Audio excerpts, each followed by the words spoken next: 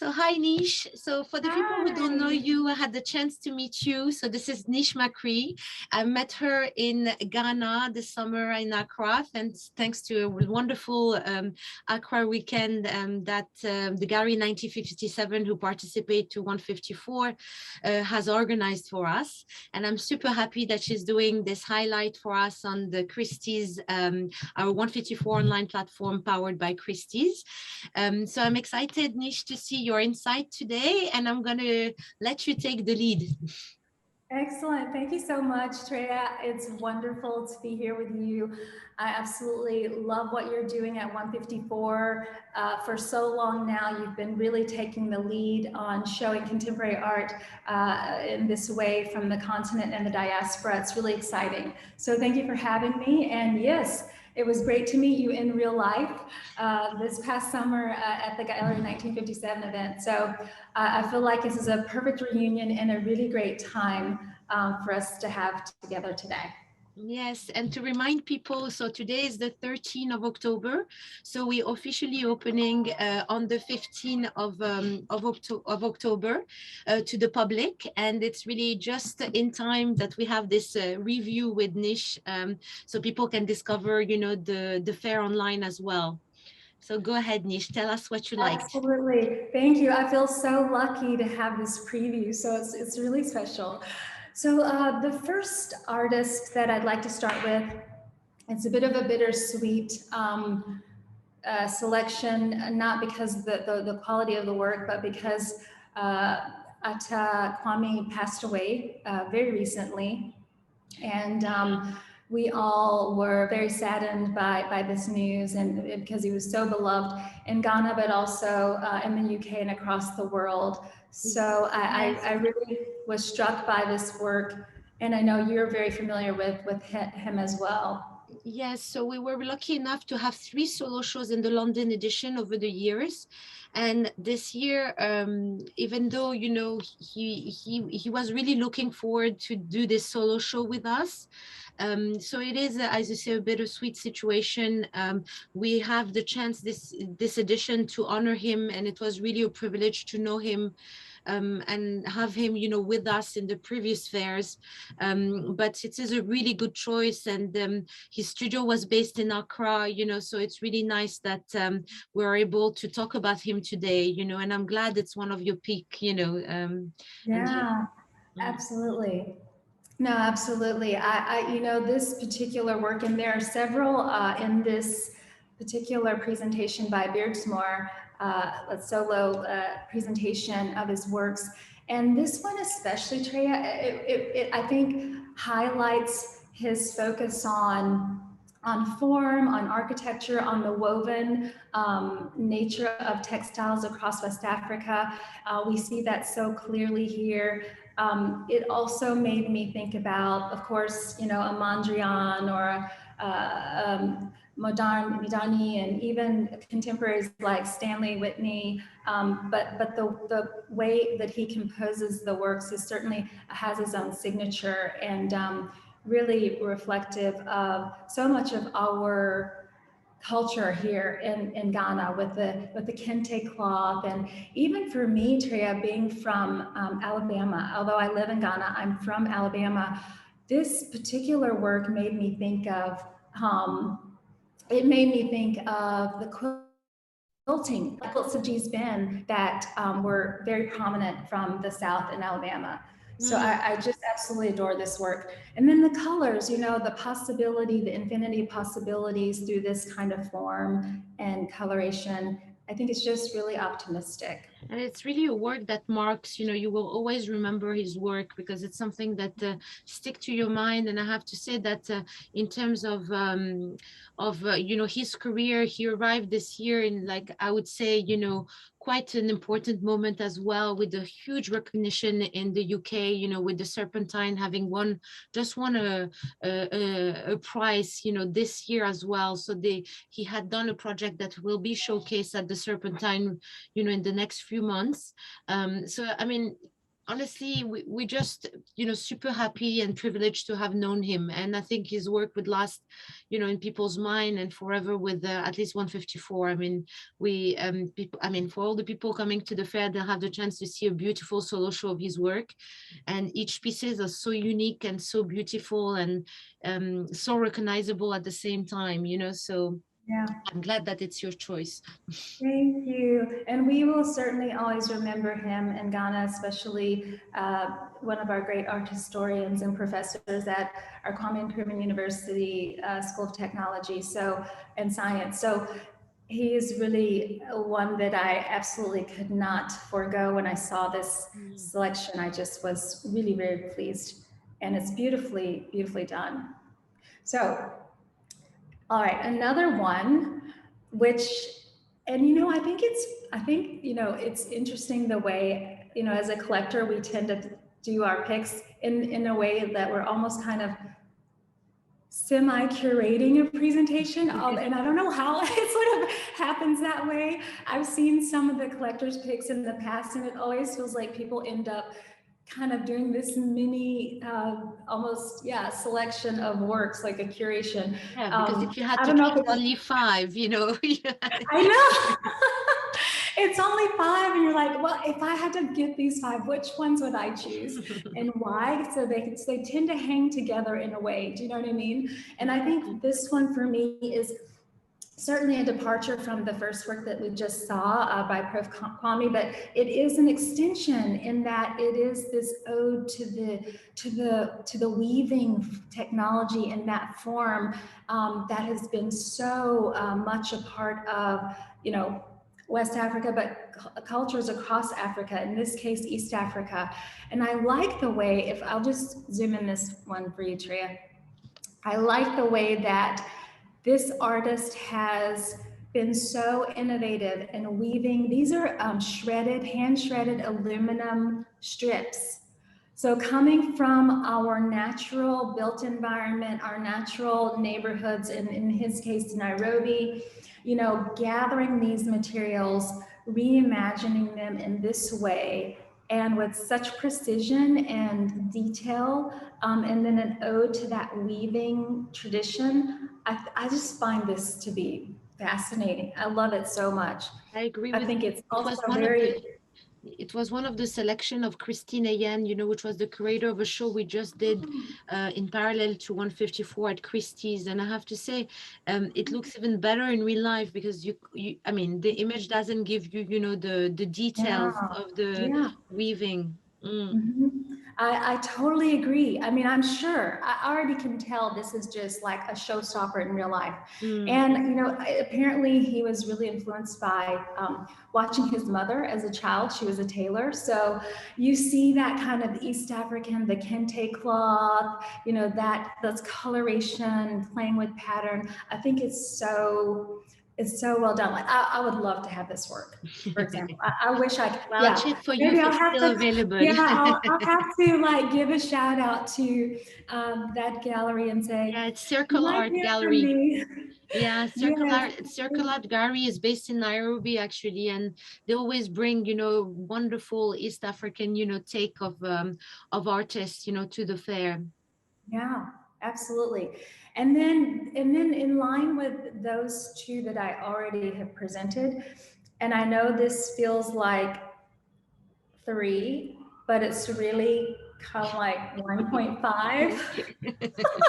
And I'm saying that because this artist as well, he's playing with, again, materials, this circularity. You see that I've been noticing some of the younger artists, particularly across the continent, are looking around at everyday objects and materials and reimagining them and using them in a way to talk about everything from economics of a place to the built environment, to pollution and climate change, to overcrowding and all the things that make metropolises what they are in a social setting. And I think this younger artist, who is Alolo Bosoka, who is another Ghanaian artist. He is, let me see if I can go back here. Okay, good. He is being presented, or this Yes, work is being I presented saw by, John at at his gallery in Dakar. And what's exactly. very interesting about this gallery is like she's always been a person who, in parallel, is really into textile, and you can see that she like texture, and all Yeah. her artists have a textile, Yeah. imprint into the artists that she showcased. But it's a wonderful gallery from Senegal, and actually it's their first time participating physically at the Oh. fair. Oh, wonderful. Yes. So I love this work. Also have to say, Alolo is a Ghanaian who is studying at KUNST. Mm. So again, there's that connection back to Prof. Kwame and his influence on all of us. Mm. All right, so this is now my last selection that's sort of in this spirit of materials and kind of sculptural, like textile sculptures. I'm Yes. just calling them that. I don't know this. Soft sculpture. I was told we call them soft sculptures. Ah, thank you. Yes, exactly. I call them So in that, tapestries, and I was told that you can say soft sculptures. thank you. I'm going to steal that one. So sub sculptures, and I do think that that is kind of this own genre. And here's another one that I think really puts a book in on this set of selections. And this one is Treya Matala. She has been practicing for some time, again, using this material, which is ubiquitous. I mean, it's the pantyhose, nylon pantyhose, but she's using them in a way that I think is really inventive, and it allows her to correspond. This work just corresponds with like notions of what it is to express femininity. This is for me. I mean, I don't know if she says this, but like I think of like femininity, the feminine form. And then of course she's got this bright coloration on this one, which is really striking. I think it's an engaging work. I And completely agree. She's been practicing for a long time, and I had seen a piece of hers. I think it was at the Istanbul Biennale, yes, where she did this whole installation with huge. pantyhose, which was just unbelievable. And it's such imaginative and such a great way of showing creation.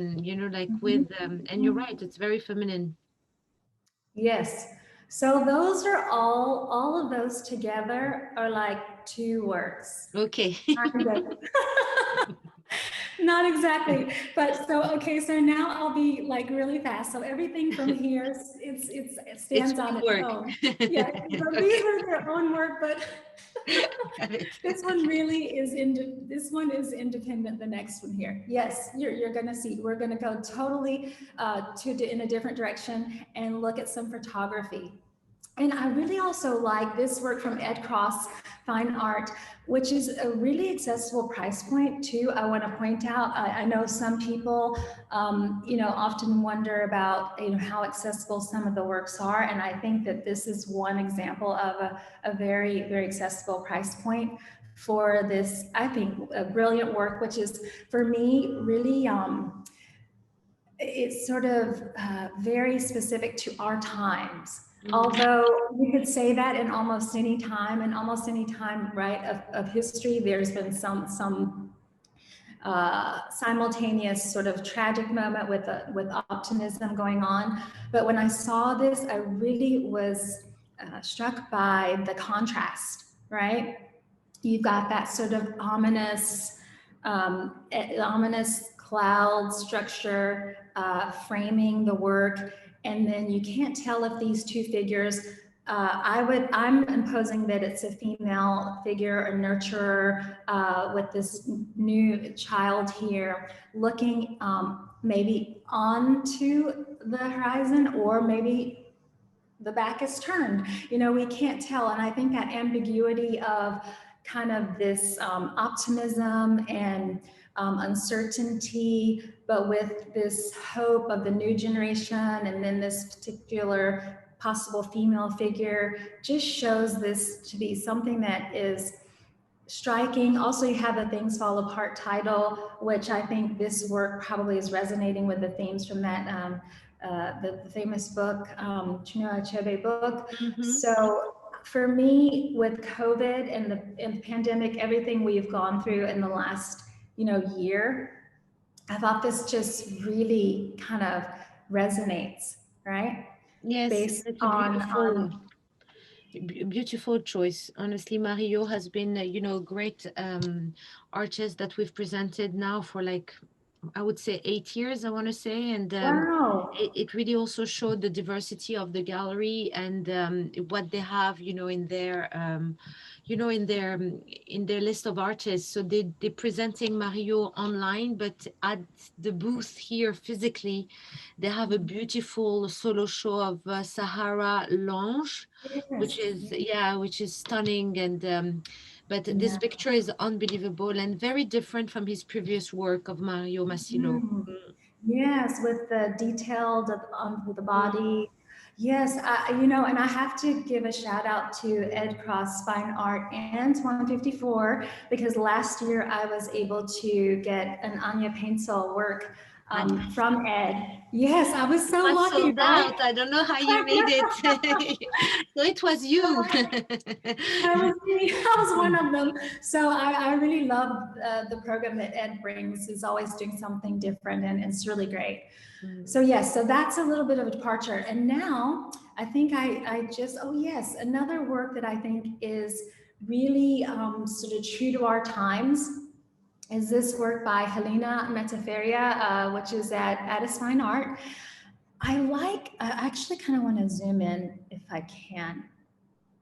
So you see, for me, this figure with, first of all, the composition, for me, I immediately am drawn to the central figure, this woman who almost looks like she's hypnotized by her singular focus on this mission, this cause, which is, I'm sure, social justice, racial equality. You see a lot of Black Panther figures, prominent figures from the past, a lot of social politics going on with these collage pieces infused around the crown. And I think it's a really strong piece that, for me, with everything that has happened with Black Lives Matter movement around the globe and the attention that's gotten, as well as the attention around gender and those social political themes.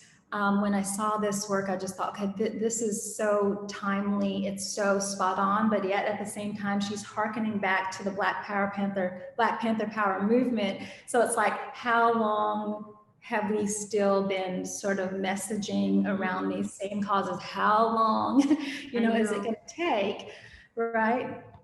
Well, so I think it's a better strong time. There's definitely a moment, and if you look down on the other works of hers, each character looks so fierce and so so I think we have the Helena headdress 13, so the first one, which is human size, so it's very impressive on the booth. Like we feel like we in a way protesting with her, in the booth. Oh wow, yes, I didn't realize it. Now I see it's quite large. Yeah, no, these are really significant works, quite strong. And when you go in on the detail, I'm sure in person, it's a lot of engagement, right? A lot of conversation to be had around these works, and the way she's infusing these collages around women figures is also making it her own statement about maybe the role of the woman and in this social justice fight. Yes. And then, of course, I'm going to end with some figurative works. And this work at Luce Gallery, their booth, is by the young Brazilian artist, as you know, who is just on fire right now. I feel like I've seen Zé Palito's work a couple of different places, but I couldn't not present it, just because I think this is really so fresh. It's spontaneous. I like the way that the figures are sort of just left as they were gotten onto the canvas. They're not overworked, you know, they're just really engaging. I think the tones and things on the skin, this sort of loose, almost half done kind of quality for me gives it a real freshness and kind of almost that fleetingness of youth. Like it's just, I just think these are great. So I wanted to feature this work. And then finally another figurative work. And this very is the figurative. Yeah. Very good choice in your figurative. Yeah, the check bill. This, you know, for me, this work is just so striking. First of all, that tropical lush landscape is just full of optimism. It's, you know, he's playing with all this color, this real saturation, which, you know, I think gives the work so much kind of energy and you know, optimism. Of course, you have our contemporary tropes, right? The Air Max Nikes and you know, the Adidas. So it's really, I think, very, very young. Again, just like the Zay piece, very fresh, and really, you know, for artists that are working in the diaspora as well as on the continent around this figuration, and who tend to feature their peers. Yes. I think just really captures the essence of the continent right now in the way of the youthfulness. I mean, we're a continent of young people, like 65% of the population is under 25. And I think this painting perfectly captures kind of a moment in which we're living with all this optimism and yeah, so I wanted to just close with these two figuration. The two good choices. I think the Z Paletto has been like one of the favorite of everyone, I have to say, even for our campaign, our designers, everybody is so attracted to him. And I have to say, which is quite interesting because he's Afro-Brazilian, is that this year for the first time at the fair, we are welcoming 2 galleries from Brazil for the first time. And it's the first time we have actually such a large number, you know, of Afro-Brazilian artists. For Z, I mean, obviously his gallery is based in Turin, but the other 2 galleries who are bringing, you know, to our community some great artists from the Afro-Brazilian diaspora are also very exciting. And Pas Deux is unbelievable. Like there's one piece here that I can't describe that is as beautiful as this one because they're so large as well. They're such large scale painting that when you see them in real life, you know, you feel exactly all that you've described and not more. And he uses colors that not automatically, you don't see any blue, you know, banana trees, you know. But we have one with the purple banana trees, but it looks so perfect, you know, in that environment. But, no, it's great.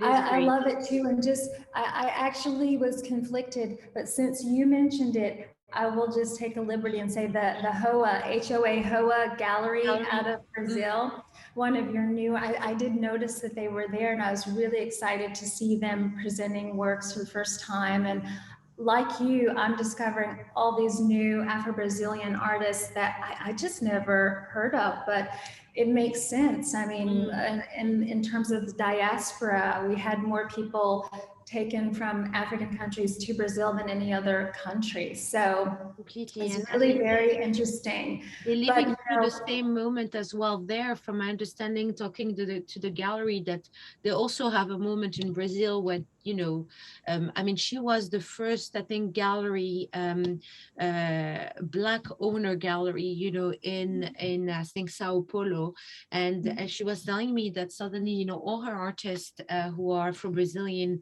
are also, you know, really high in demand in Brazil. So the same, I guess, of what we're seeing around the art scenes, you know, all over the world with this attention to Black artists is also happening there, which is quite interesting to see this. You know, this is happening worldwide. You know. Oh no, I love it so much, and I'm happy to, you know, sort of add my voice and be a part of everything that's happening. Again, I can't thank you enough for this fun chance to have this chat with you I'm and thanking you try for and taking the limit my time to do selection. it, and I wish we could do it live. And I think we would fight for I the same know. pieces of art, though, because we have the same taste. Yeah. No, but this is great. but thank you so much, and I hope to see you really soon. Absolutely, my pleasure, Treya. All the best with the fair this year. Thank you. Thanks. Bye. Bye.